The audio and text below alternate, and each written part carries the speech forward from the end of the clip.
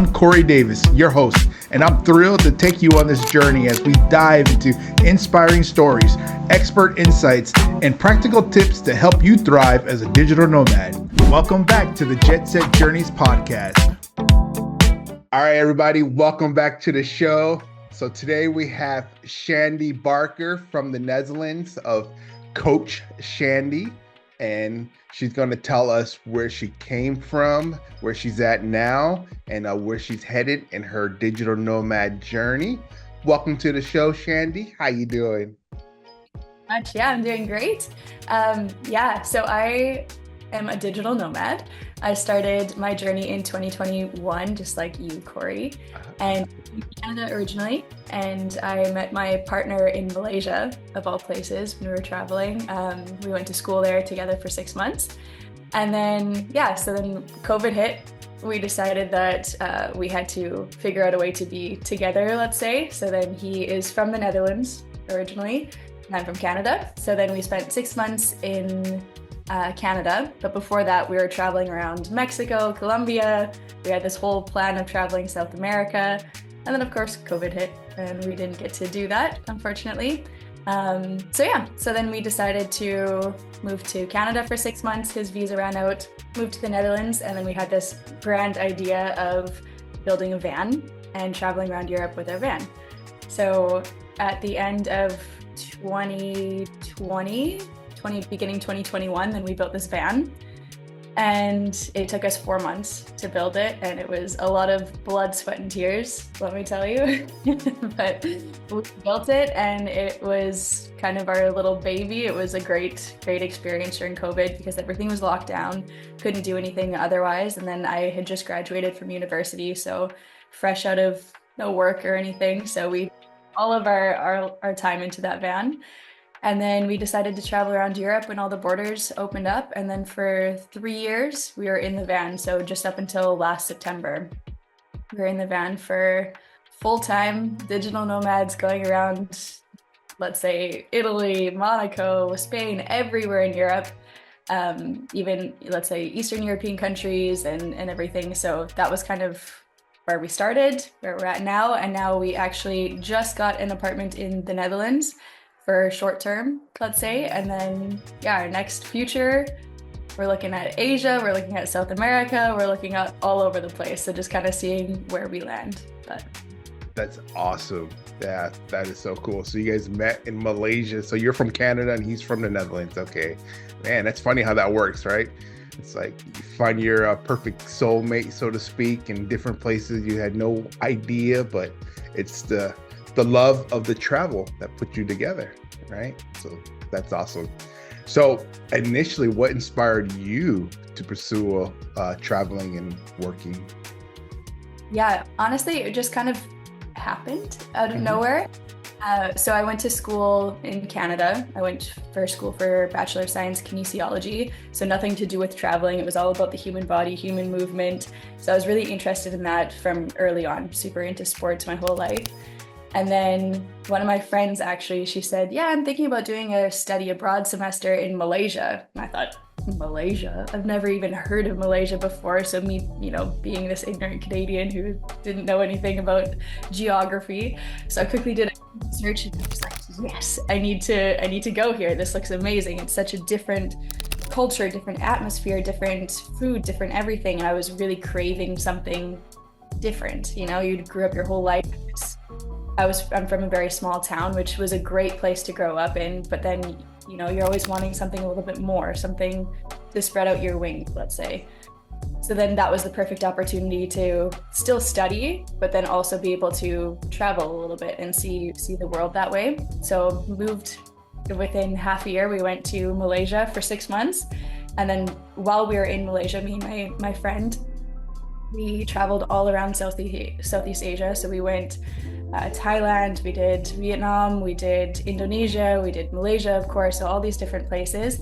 And I think from that on, that was I need to see the whole world. I need to see everything that there is to offer. I need to meet as many people as possible and share this experience because, as you also understand, Corey, when you are traveling, you just meet such cool people that have such interesting lives, backstories, reasons for what they're doing, and it's very different from yours, but then you also understand each other on this deeper level because you have that passion that you share. So that was honestly my biggest jump into it, and then that was when everything changed. That was my reason. That's awesome. Yeah, and it does too, because once you start traveling, it just opens up a whole new world for you, right? There's things you didn't realize. I call it, well, not me, psychology calls it the unknown unknown. Right? I college as well. It's like you go to a class and you're like, all right, I know science, I'm gonna learn this, and then you start learning, you're like, whoa, that's not how I thought it was gonna be at all, right? And that's how the world is. Like, until you step out of your comfort zone and go to another culture and experience that culture, and you're like, wow, these people are like, for me personally, I'm like, they're different, but they're the same, right? Like, we are literally the same. And so I always tell people, like, for me, my first experience was Thailand, and I'm hanging out with my own friends, and we're at a restaurant, and I'm looking around, and I see other people, other friends hanging out, right? They're all speaking Thai, of course, and it's like a Friday night, and they're all laughing, and they're all joking. And I'm thinking in my head, like, this is the end of the work week for them, right? They're hanging out with their friends. They're having a good time, just like we did back home all around the world. It's like no different, right? Culturally, yes, but humanity, no. We're all still humans. And it like really clicks in your head. At first I'm like, duh, we're humans, but like it doesn't really make sense until you're there and you experience it firsthand. So that's awesome. I think especially growing up in North America, you kind of, I think with a little bit with politics, a little bit with just our culture as well, you kind of have that idea of us versus them. When you're looking at, let's say, Canada or the States versus the rest of the world. And you, like I said, I think it's maybe because of the news that we watch or something else. But then when you really go out and travel, like you said, you really notice it's not us versus them. It's just us. We're all just the same people with different, let's say, culture and different values. But deep down, we're all the same. We all have the same social wants. We have a need to be loved. We all need shelter. We all need these things. So it's all just the same. Yeah, there's no difference really. Yeah, that's awesome. Yep, and that's true. And that's how I felt in traffic, right? Especially for me, Southeast Asia. I mean, traffic's bad everywhere, but Southeast Asia, I just have a taste of like it's worse. But maybe because of the less organization, I'll give it that, right? So anyways, because, you got Canada, you guys have roundabouts there? Yeah. Okay. Yeah, I figured. So don't get me started on the roundabouts in the Philippines, but they got their own rules there. So anyways, but yeah, as long as my mindset is we all got somewhere to go, right? They got a job to go to, they got a delivery to make, right, with their job or whatever, right? I mean, even if sometimes there's a jerk who's just in a rush to go nowhere, that's fine. That's everywhere, right? I've had that plenty of times in Phoenix. Like, where are you going? They pull into the convenience store, like, oh, you almost kill people just to get your coffee, like, right? So I'm like, whatever, but it's just, we all have somewhere to go, so let's just chill. At least I'll do my part, chill. Go ahead, I'm in no rush. I'm a digital nomad, I got nowhere to go. No, just kidding. But no, you're absolutely right. Well, yeah, we're all the same. Cool. So what's a surprising thing about your journey as a digital nomad that you did not expect? I think the biggest thing I was mostly expecting was just the freedom that came along with, like what you see with digital nomads is that you can be on a beach at 2 p.m. on a Tuesday and you're just living this life. I think the biggest thing was that you also had to put in the work to do that as well. It's not like you can just sit on the beach for 24 hours a day and call yourself a digital nomad. A lot of the times in my personal experience, I was actually working harder for longer hours for less pay than I would be, let's say, if I was working back at home. But then you also have that trade-off of then I do have that freedom to go wherever I want, whenever I want to. So maybe I'll have to work at 10 p.m. on a Tuesday, but then I can be on the beach at 2 p.m. So it's just kind of that trade-off. And I think that was something that I wasn't expecting just because of the social media presence of digital nomads. Back then, let's say like in 2021 when I was really kind of looking into things, because they're also trying to sell that that, let's say, romanticized version of the lifestyle, right? Where you can sip on a cocktail, or you can do this, or you can do that, or you can go ziplining, or all these different things. But then, yeah, of course, there's also the work that has to be put in order to sustain that lifestyle as well. But yeah, that was kind of a quick lesson learned, but I think that was the biggest lesson that I learned for sure. No, that's awesome. Yeah, it's true. Because social media ruins it for everybody, right? They just show you the glamour. They don't show you the struggle, right? The trials and tribulations. And so, and that's social media, period. And it's sad, but it is what it is, right? But once you're in it, in the mix, and then it's like, whoa, I have to be disciplined, right? I got to set a schedule, or, at least meet a deadline. And there's no one hounding me to meet this deadline except for me. And like, oh, it's crazy. That's true. All right. So what is one of your challenges you have faced, and how did you overcome it as being a digital nomad? Really great question. So when we were in the van, like I said, I went to school for kinesiology, so the study of the human body. So I was always kind of interested in, let's say, sports, or also the way that the body moves, and also how to keep ourselves healthy. So I've always been really interested in that. And then while we were traveling with a van, I really noticed, because I was super into going to the gym while I was in university. I was going, let's say, 3, 4, 5 times a week, and I was feeling really, really good. And then when we went into the van, because you're traveling around so much, gyms are so expensive to go into just for like a one-time drop-in, or it was just, not very comfortable going into a new gym, because then you have to learn all of the new areas, trying to figure out also the culture around the gym, because when you go to different countries, the culture in the gym is also a little bit different, as we're all over the place as well. So that was kind of a big shift in my mindset, where I was thinking, okay, so I have this degree, I'm having this problem, probably somebody else is also having this problem. So how can I solve this idea of, let's say, being able to move your body or work out without having to find a gym all the time, pay that expensive head price for that one-time entrance, or, just having that struggle to be able to go from place to place and go to gym, and finding that time, because like I said, we're also working sometimes a lot more hours than usual. So then the last thing you want to do is try to find a gym, go to a gym, blah, blah, blah, blah, blah. So then I was kind of thinking, okay, how can I solve this issue? Because I'm also having this one, but somebody else will also probably be having this. And then I thought, okay, well, let's take my education in kinesiology and figure out a way to, let's say, create this program or create this offer for people, as well as myself, to be able to do bodyweight workouts, still build your strength and your endurance, and still feel good while you're traveling. Because that was the biggest thing for me, was that it wasn't just the way that my body looked while I was working out, it was the way that my mind was feeling. So I really missed that mind feeling of, I just did a workout, I'm feeling good, my body's strong, I can do this. And then while we were in the van, I was kind of like, oh, I haven't worked out in, let's say, months, and I feel like a slob, and I feel horrible, and I just was not feeling good. So then, I created this program that I started doing myself as well, which was all completely bodyweight workouts, so you can do it anywhere. I was doing it in the van, and then I started to feel good again. Of course, it's not like your traditional weight training where you're, let's say, lifting 20 pounds, 30 pounds of something. It's just your body weight. But you can get a good workout with your body weight. And then I started noticing a difference in my mental health, and things started to feel, let's say, less detrimental. Like things were starting to look up again, and I was feeling less burnout with everything and feeling better about it. And then I got my partner in on doing the body weight workouts and everything. And then I was going around while we were traveling, talking with other people, and they said, yeah, we also have that problem with, not doing the body weight workouts or anything, or like without trying to find the gym. So then got them into the body weight workouts, and it's just kind of this nice community that we built with, let's say, like I do group online trainings now, but also one-on-ones. And then it's just kind of that nice, you can still feel good while you're traveling. It's not this or this or this. You can have both.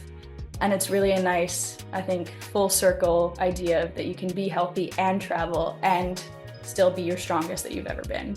I think that's kind of my takeaway, that big lesson that I learned, and then solving it, and then figuring out how I can also solve it for other people.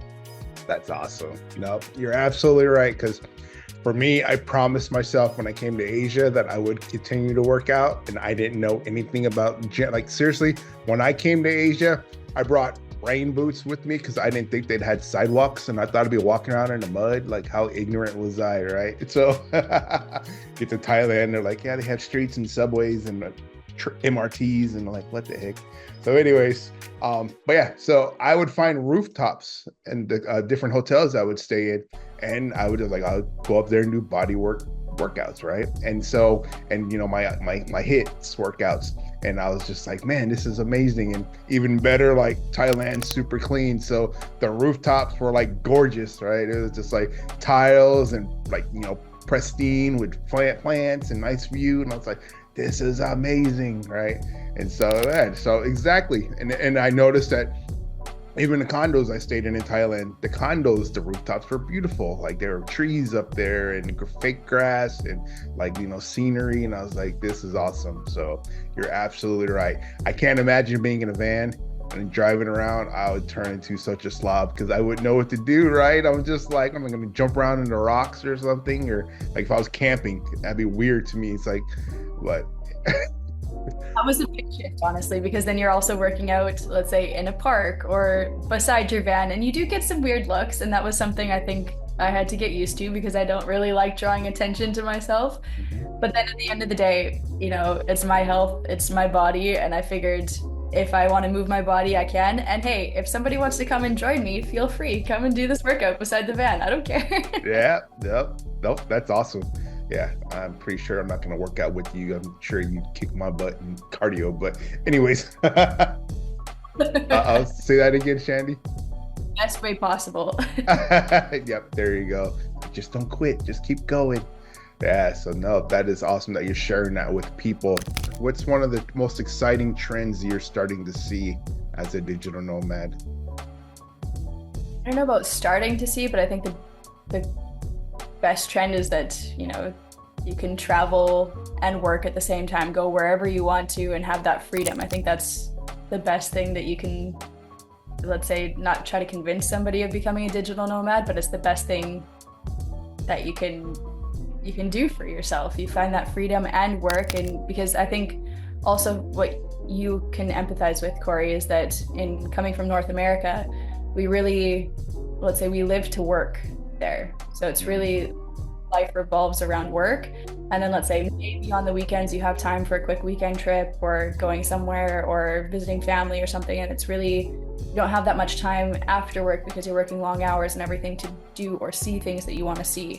Or if you want to take off time, you only have a couple of weeks a year to go somewhere. So then do you want to take all those weeks off at once to go see Europe for a couple of weeks or to Asia for a couple of weeks? Or, you know, you have that trade-off. Whereas the digital nomad lifestyle, you can live in Europe and work at the same time. And yeah, maybe you're working same hours, maybe a little bit more, but then it's so much easier to go and see things because you're in that home base, you're based in that place then. Let's say I'm based in the Netherlands right now, so it's super easy for me to quickly drive to Germany or go to Spain or go to France or somewhere just for a weekend or for a week if I want to, or if I want to work from there for a couple months, then I can.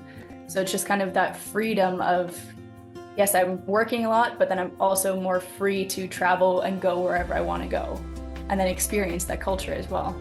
Gotcha. Yep. So I think what we'll say is for this one, the trend is work-life balance, right? And I mean, and we say work-life, I almost want to be like life-work balance. Let's get it right? It's like the food ingredient. That first ingredient's got the most of it, right? Give me the most of my life, not most of my work. So anyways, but yeah, you're absolutely right, because most people do live to work, where we should be working to live, right? So, but it's kind of scary how that concept got started. I don't want to go back into the history, but schools were literally created for corporations. So corporations grab the farmers and they're like, all right, we need you to manufacture some stuff, industrial age, right? And they're just like, oh, you guys don't know math. Oh, you don't know how to spell. All right, get these guys educated so they can make us rich, right? And that's how it got started. And so, and now, you know, we literally go to school just to get a job to make somebody else rich. And so we need to flip that script, right? So we need to go to school, get educated for ourselves, to build something for ourselves, our family, our future. And so you're absolutely right. So it needs to be life-work balance, right? Because tomorrow's not promised. And that's one thing that, I mean, we all hear it all the time, but to me, COVID was the one that really set it in stone that, you know, someone's 24, 25 and they pass away. We thought, you know, young people were not susceptible as much as the elderly, but it wasn't true. And so it's like, man, we really got to live our life now and not wait till I'm 65 and, you know, okay, I'm going to retire now and go to Southeast Asia and climb a rice terrace and die because my knees hurt, my back hurt, right? So it's like, no, we got to live our life now, and not in a selfish way, but just in a, you know, we got to take care of ourselves way. And that's what I love about you with Shandy, with your moving, because people don't realize that we got to move our bodies every day as well, right? It's good for our bodies, good for our mind. And when you're traveling, that's the worst. Like, I know for me, I'm probably Air Force military.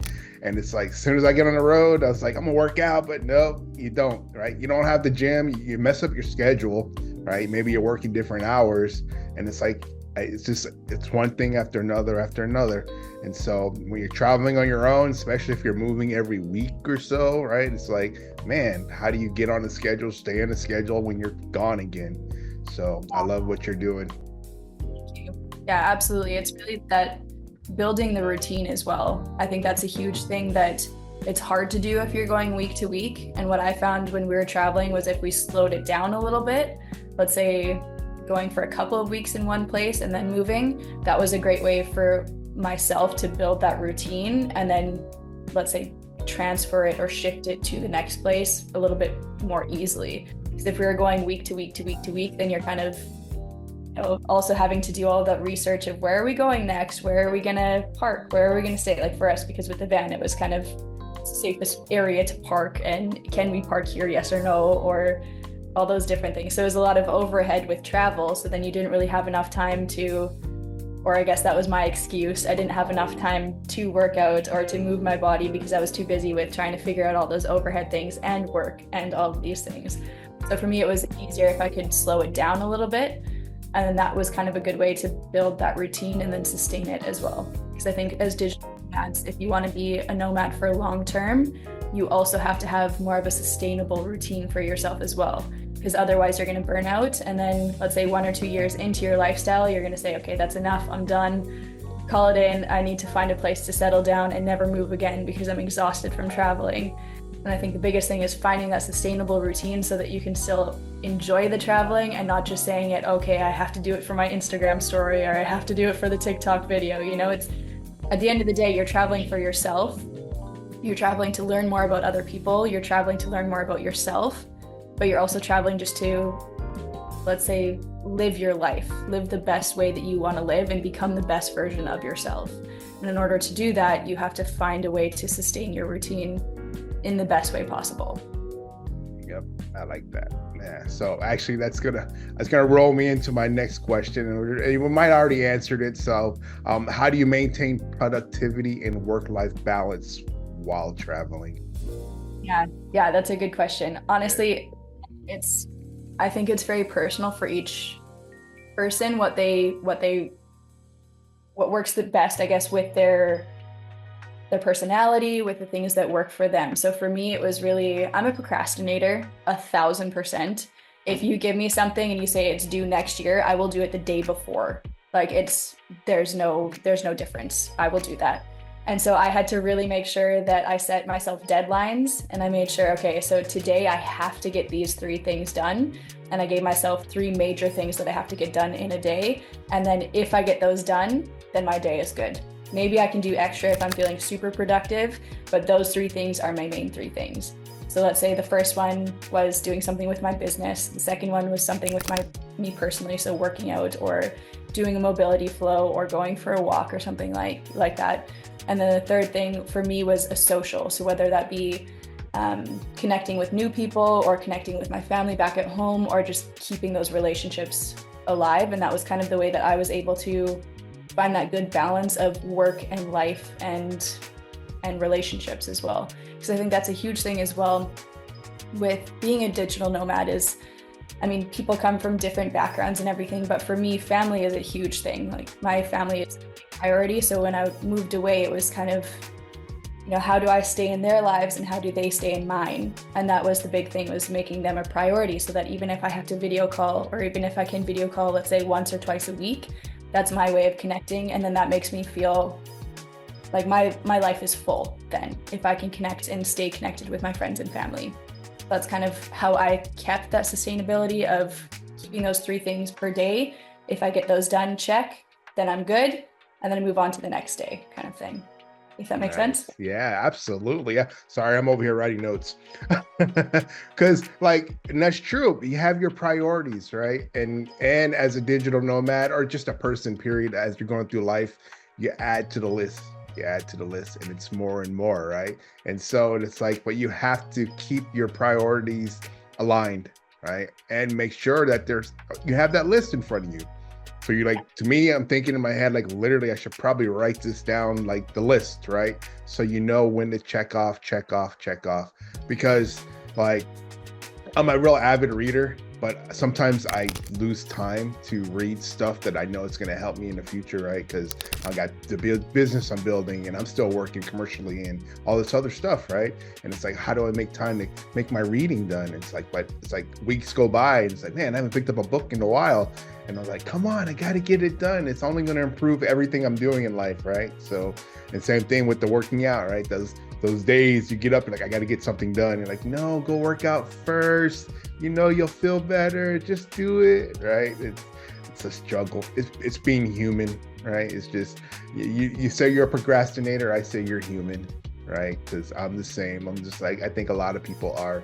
It's just, we got to get things done first. And then once those priorities are taken care of, then we can move on to the next. And it doesn't have to be in the same day. I love how you said that about the family, right? It doesn't have to be every single day, but just make sure you do it. Okay, this one's going to be weekly, right? And make sure I call my family at least once a week. So that's good. It's kind of the theory of, there's a book, I forget who's written it, but it's called Eat That Frog. I don't know if you're familiar with it. Never heard of that one, no. The Eat That Frog is the idea of you do your biggest task first in the day, and then if that task is done, you're good. So then I kind of took that idea and made it, okay, how can I make it a personal, how can I make it a business, and how can I make it more of a social thing? So my frog are those 3 main things, and if I make sure I get those done throughout the day, I'm happy, I'm good, I can put up my feet, I can sip a cocktail on the beach, I'm good. That's awesome. So for me, Eat That Frog is working out. And so that's why I really want to have this talk with you, because I'm trying to get back in shape. I had knee surgery and some other stuff, and COVID didn't help being stuck in the house, right? That's why I had to learn how to start working out from home, because I was, real big on going to the gym, weightlifting and all that stuff. And when the gyms closed down, I was all right, so if I can't lift weights, I'm not going to do anything. But then after a while, you're I got to do something, right? And so I think I wound up getting one of those little pedal. I had a mountain bike, and I got the little resistor that you mount your bike on there, and tried that. And it's it's not the same, right? But you just got to tell yourself, it still has to get done, right? So right now, it's huge for me to work out, get back in shape. And that's my frog. It's if I get that done in the morning, and I'm usually down there for 3 hours. I say down there, I'm in my basement.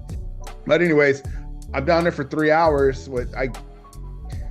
Sorry, I got to say this. I got a steamer, okay? You can't find saunas in Asia. I don't know. It's the same excuse I hear in Phoenix, Arizona, right? So it gets to 120, and they're what do you need a sauna for? Go sit in your car. I'm dude, it gets hotter in the sauna. It's 180, all right? Shut up. So I had my nephew. I flew my nephew over for the summer, and so he brought me over a little tent steamer from Amazon. I love that thing. It's so amazing. So I got my sauna. So anyways, so I work out for 3 hours, and it's boom, my day's good, right? I can I have my salad or whatever, but I can pretty much eat what I want. I only use eat once or twice a day anyways, but I feel better, right? Because my body knows how to process it. It feels better. And I'm sitting in front of this laptop for 8 hours a day trying to do things. And it's but I'm good because I did my movement today, right? But those days where you just didn't touch that frog and it's just sitting there, ribbit. See, now you're going to have that stuck in my head. I'm going to be in the office calling me ribbit. All right, man, I'm going. Yeah, that's good. I'll have to look up that book. It's really good. Also good to listen to if you're going for a walk or something. But I think I wanted to touch base on this though. I think most people when they're thinking about, let's say, working out or movement, they're thinking about lifting weights or, work as hard as you can and kill yourself doing it. And, that's just not sustainable. And I think the biggest thing that I want people to take home is that you have to find something that jives with you. If you don't like lifting weights, don't do it. If you don't like yoga, don't do it. You have to find something that you really like to do. So maybe it's playing tennis, or maybe it is doing yoga. Maybe it is doing HIIT workouts, high intensity workouts. Maybe it's a slower version of, let's say, a movement flow or something like that. Just find something that jives with you, that gives you joy. And it's going to be so much easier to stick with it if you like it. If you hate it, you're going to stick with it for a couple of months. It's like those New Year's resolutions. It's like, I have to get fit. I have to lose all this weight and blah, blah, blah. Then you kill yourself working out all the time. You're eating foods that you don't like. And you can do that for a couple of months, but you're not going to do that for the rest of your life. So you have to find something that gives you joy, that's still moving your body, because motion is lotion. So moving your, right? But do the way that you like it. And I think that's the biggest take home, is find something you love to do, keep doing it. Yeah, that's good. Nope, that's good advice. That's true. Because I knew people who hated the gym, right? Like, to me, it was my sanctuary. I didn't understand. I was like, this is my church, sir. Don't talk about my church.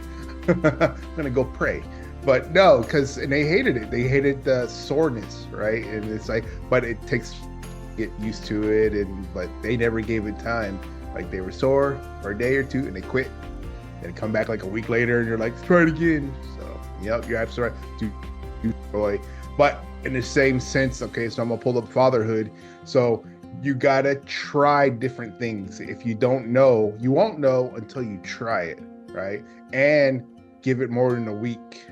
And so I'm not going to name drop Jason, but you got to give it more than a week. Let that soreness wear out. And then, your body's getting stronger. And it's like, and then after you get to that certain point, now you're getting stronger without as much soreness, because you're not working out to your peak levels, like you said, right?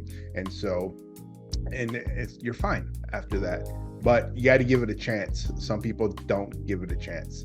And then one thing I want to add on there, Shandy, is for me personally, some things works out better if I had a partner, or like if I knew some accountability partner, right? And so I know that word kind of gets thrown around a lot, but it's true, where someone I know who's going to be disappointed if I don't show up.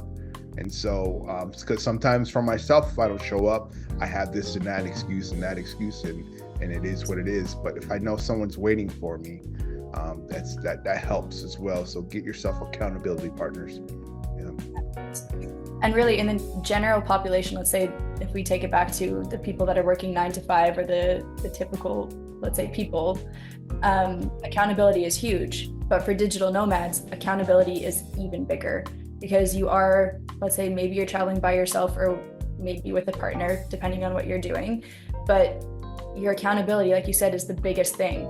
So there's so many different ways to find accountability. So let's say movement-based, you can of course join, like, let's say, a coach online, or you can join online groups, let's say Facebook groups, and then you can just check in with those people, or have a friend back at home and say, hey, I did my workout today, how about you? And just have somebody that's constantly there. And that's also going to be a big reason why you stick with things. Like you said, that accountability is huge. So many different ways to find it, but then it's also very, very important to do that, because lots of times it's hard to keep yourself accountable, right? Like you said, beginning of the day, you're like, oh, I could do my workout, or I could just sit off and do nothing. That sounds really good. And then the next day you do the same thing. I could do a workout, or I could be laying on the beach. So there's always those options, and then you're always going to choose for the easiest one, because that's what we're primed to do. That's what it's human instinct to choose always the easiest path. Yep. Big thing for me is kind of like this saying, my motto is to choose for the hardest path. No matter what you do, choose for the hardest path in certain ways. Let's say, like, waking up at 6 a.m. to do your workout, it sucks. It really sucks. But then after you're done it, I don't think anybody in the world has ever regretted doing a workout. Nope. So Nope. it's really just choosing the hardest path, sticking with it, and then that makes the easiest life later on down the road.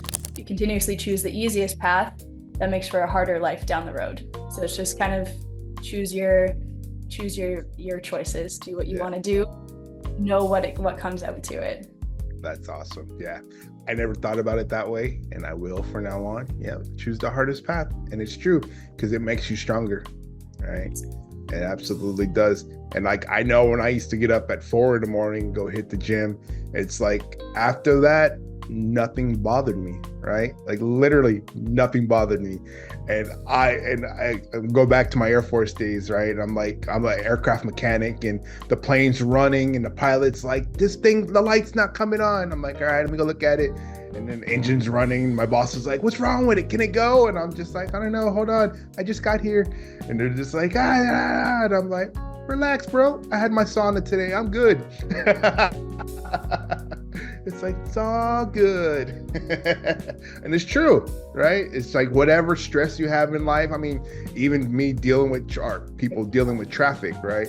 And it's like, if I had my good workout, I had my sauna, and I'm just like, listening to my podcast and just driving, like people driving by honking. I'm like, man, you guys are relax. It's because my body's tired, right? My brain's relaxed. Like, you're just like, it's all good. So it's true. It makes the rest of your day so much better. So how do you stay motivated when you're working in a new and challenging environment and whatever you're motivated at? Yeah. Honestly, this is going to sound funny coming from a fitness enthusiast, but there's some times where I don't, and that's also okay.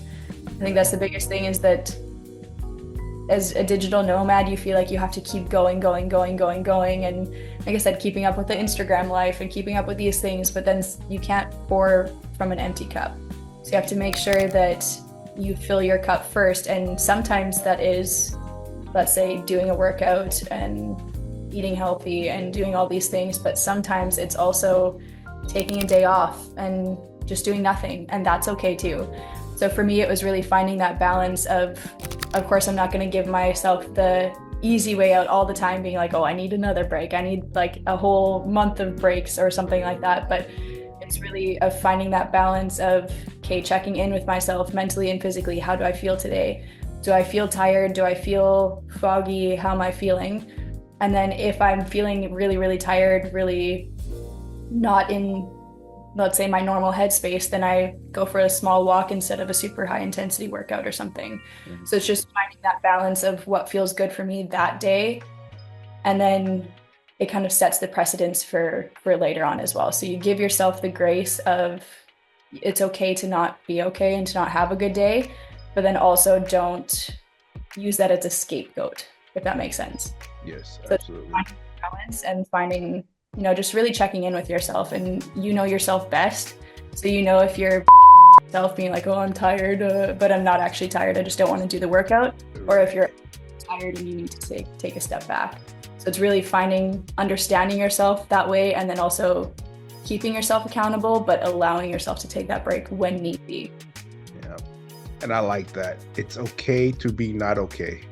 Right? Yeah. A lot of people don't realize that. Like, it's just, sometimes you're just not in the mood, and you don't need a reason, right? I'm an overthinker, and I'm like, what's wrong with me? Why did I do this? Why did I do that? And it's just like a trail, right? But no, it's okay to not be okay, and just kind of soak into it, right? And so, or like you said, if you don't feel like working out, go for a walk, right? Just get out of the house and just walk, and you'd be surprised on how much you feel so much better just from a walk.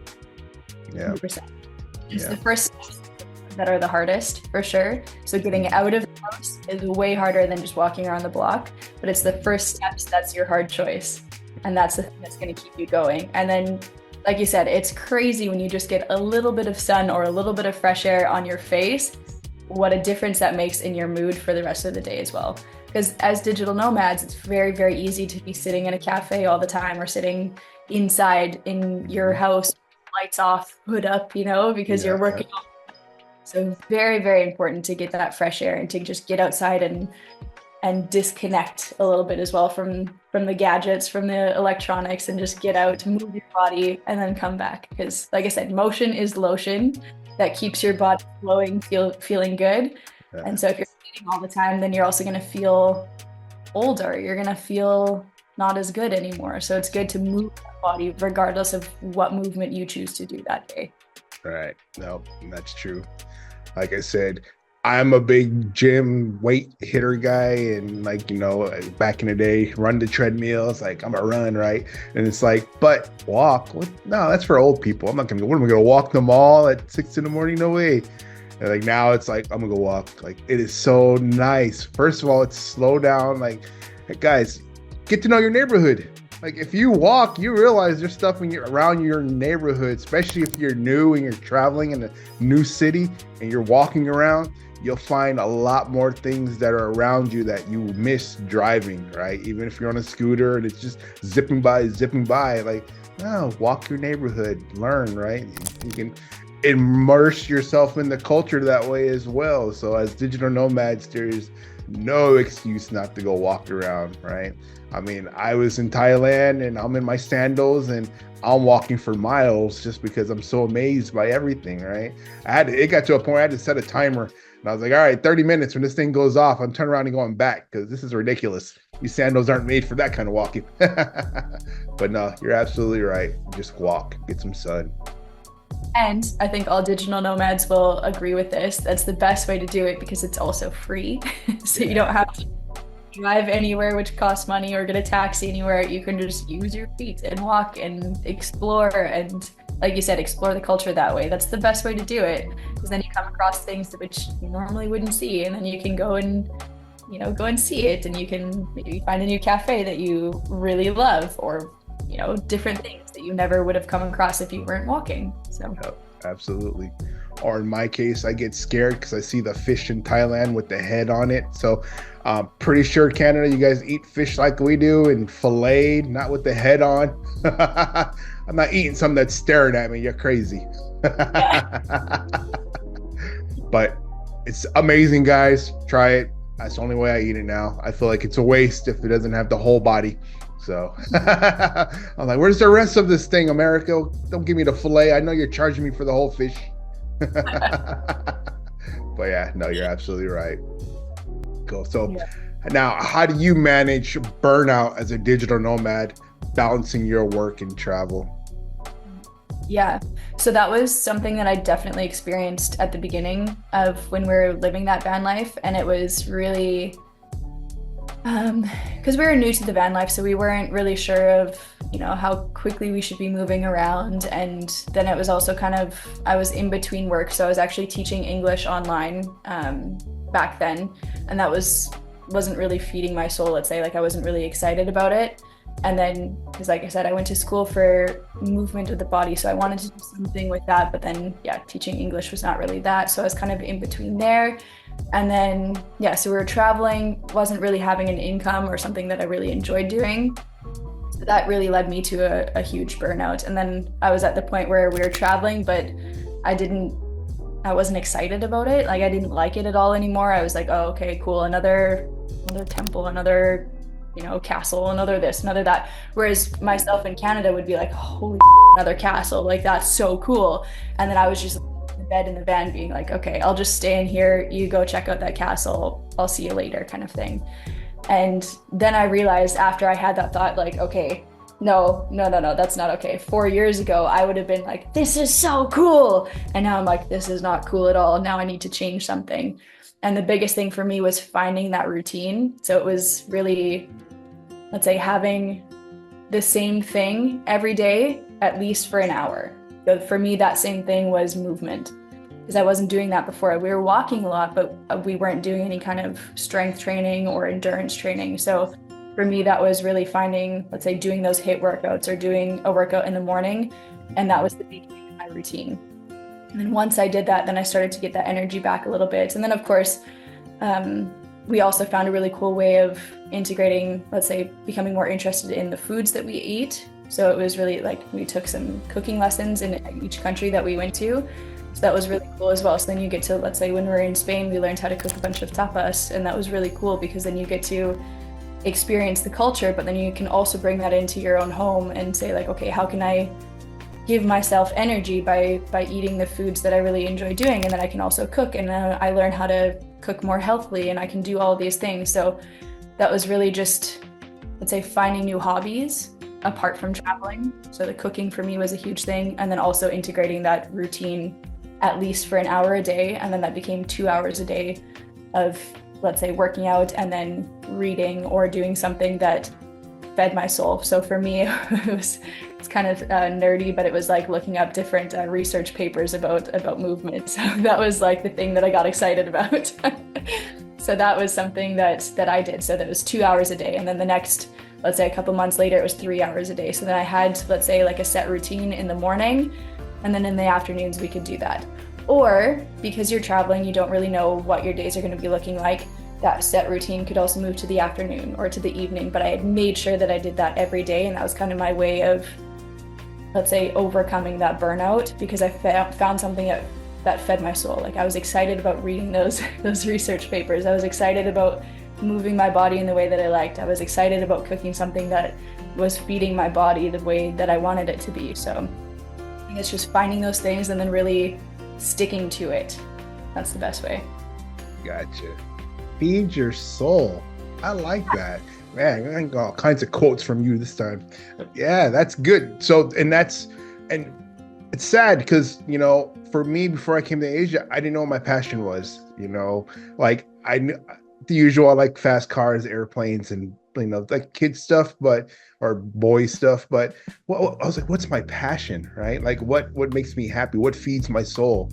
And I really couldn't answer that question. And so that's something that we all need to spend time to think about, like what makes you happy? What do you think you can do for hours and not get paid, right? That's kind of stuff I always think about, and it's easier said than done, but it's important, right? And that once you have that passion, and that'll definitely help with your burnout, and you know, it's something that you're doing that you love every day. So that is good. Feed your soul. And whatever it is, guys, everyone's different. So what's good for you may not be good for me, but it's okay.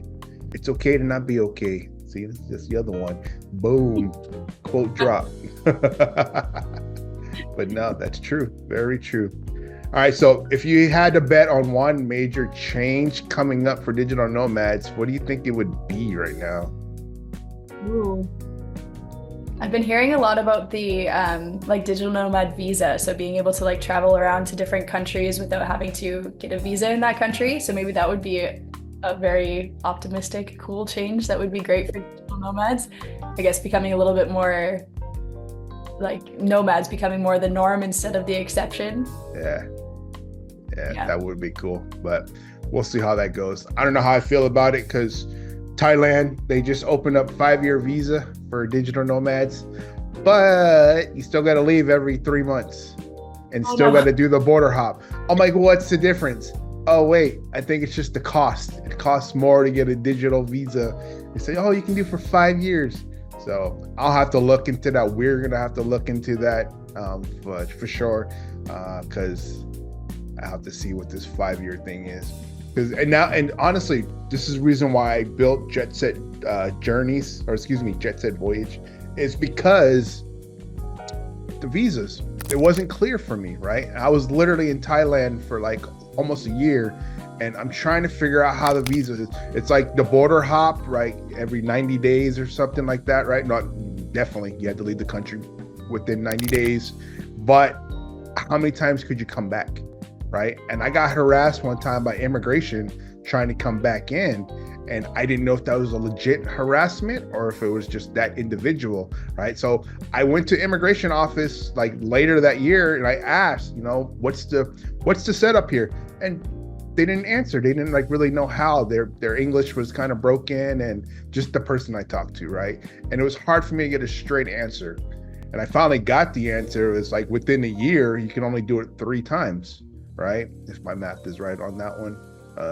Yeah. So it's 9. Yep. So, and then after that, you had to leave. So after 9 months, you had to leave the country. And I'm like, but then my question was, is this a rolling year?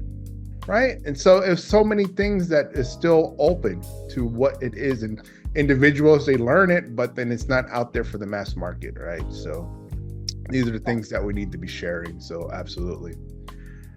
So what's an emerging trend or tool that could make digital nomad life easier that you wish we had? I think something about visas, because that is a huge, absolutely. Or also just an easier way to do research about traveling. Because like I said, that took up so much time. While we were in the van, it was really like hours and hours of, okay, where can we go? What's the sights to see here? What's the best things? What can we miss? What can we not miss? Culturally wise, what do we need to know? Also language barriers, like can people speak English very well, or should we learn a little bit of the language that we're coming into, which I would always suggest to learn at least thank you and please and hello in the country that you're going to, because it's first of all respectable, and second of all, it's just great to learn more about different languages.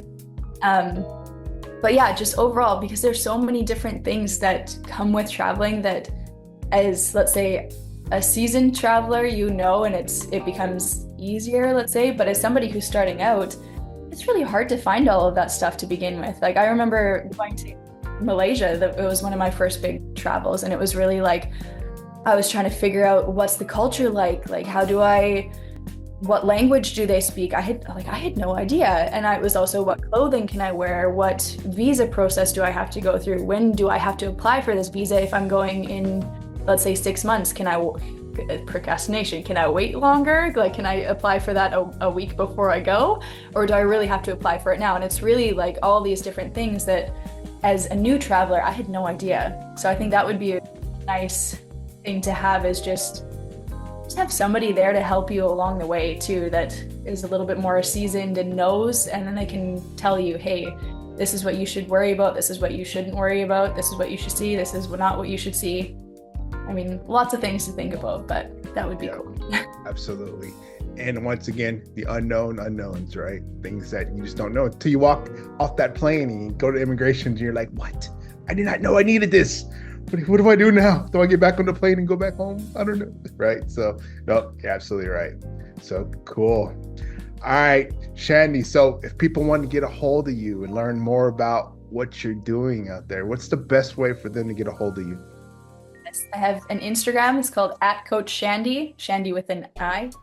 And that's my biggest one. Or if you're curious about learning movement on the road or nutrition wise, you can always send me an email, info@coachshandy.com, and I'd be more than happy to help you out there.